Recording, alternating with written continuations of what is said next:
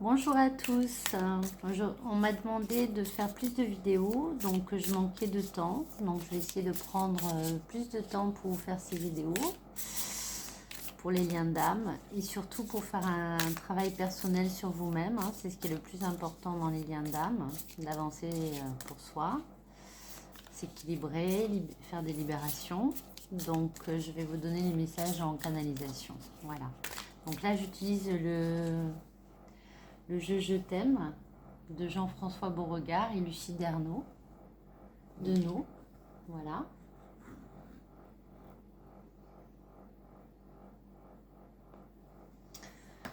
Donc on va commencer par celui-là en fait. Vous voyez bien. Je vous mets le petit Bouddha. Je sais pas si on le voit bien, mais bon. Alors la première carte. On va voir ce que les guides nous pour cette journée.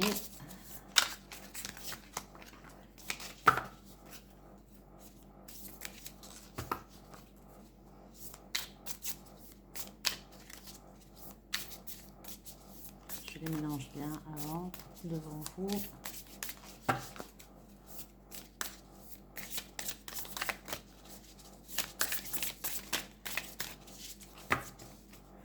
Elles sont neuves, alors elles ne disent pas forcément très bien. J'aime bien, elles sont assez amusantes.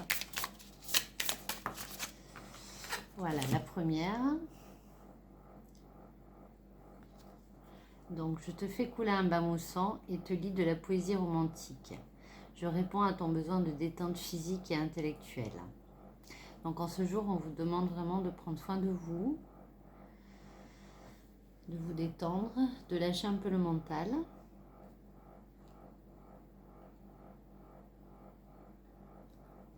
D'aller vous recharger dans la nature.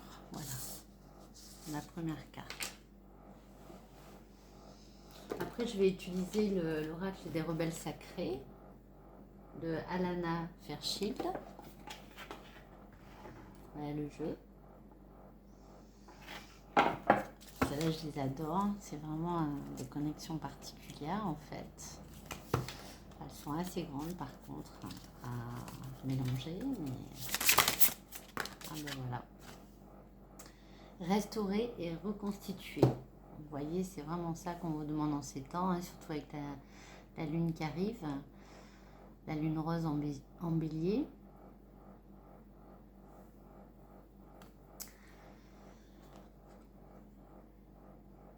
Numéro 38, donc c'est le bon chemin en numérologie. Donc on me dit qu'il est temps pour vous de faire une pause sur vous-même, de vous retrouver, de retrouver la confiance en soi, pour vous-même et pour le chemin du lien d'âme. Vous allez être guidé.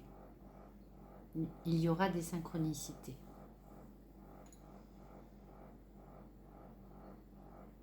La confiance est vraiment demandée. La confiance en soi, donc il faudra prendre des actions, faire des actions. Donc c'est au quotidien, on me dit, dans des petites choses. Parce qu'après, vous allez avoir des grandes décisions à prendre dans les semaines à venir.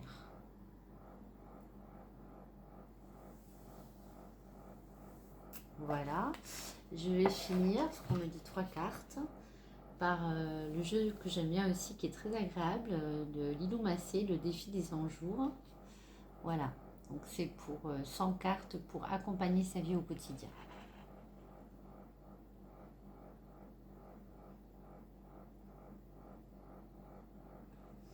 Donc là, je vais en tirer 2, parce qu'on me dit 2. Vous voyez, le jeu est assez grand aussi.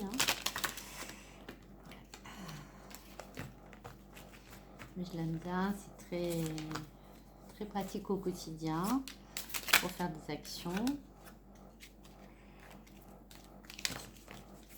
C'est bien de travailler dans la matière et d'agir aussi dans la matière. Ben voilà, j'ai les 2. Alors la première, perspective divine, je vois tout selon une perspective divine aujourd'hui. Donc là, on vous demande de vous reconnecter à la source, à l'univers, que tout est prévu sur votre chemin, qu'il faut être patient.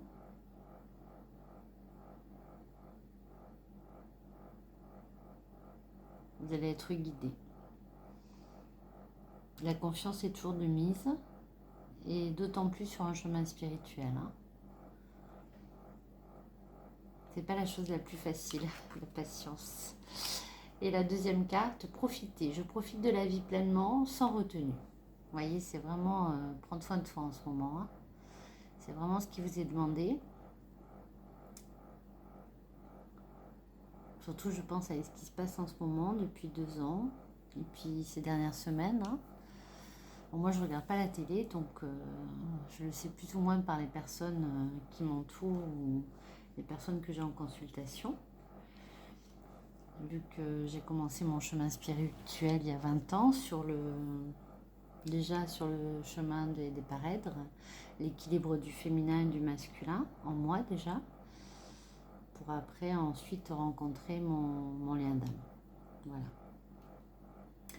Donc aujourd'hui, il faut vraiment se centrer sur l'amour de vous-même, répondre à vos besoins physiques et intellectuels, donc ça veut dire surtout lâcher le mental. Ça, c'est très important pour vous restaurer, vous reconstruire. Parce que souvent, dans les liens d'âme, déjà pour soi, on déconstruit beaucoup de choses par des libérations, que ce soit karmique, akashique, galactique, universelle,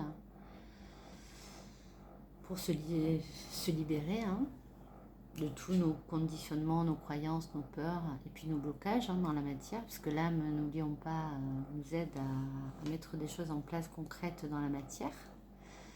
Donc l'âme s'incarne un peu plus dans le corps. Donc c'est important au quotidien de prendre soin de son corps physique, de ses énergies bien sûr.